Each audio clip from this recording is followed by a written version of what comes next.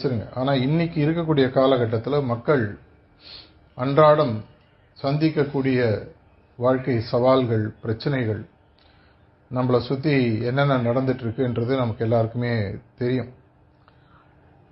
இதுக்கு சுவாமி விவேகானந்தர் ரொம்ப ஒரு அருமையான பதில் ஒன்று சொல்லியிருக்காரு.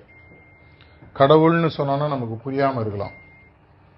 ஆனால் இன்னைக்கு உலகத்தில் இருக்கக்கூடிய முக்கியமான அனைத்து சவால்களுக்கும் பிரச்சனைகளுக்கும் பார்த்தீங்கன்னா மனிதனுக்குள் இதயத்தில் வறண்டு போயிருக்கிற தன்மை, அன்பு இல்லாத உள்ளங்கள், அன்பு இல்லாத இல்லங்கள்.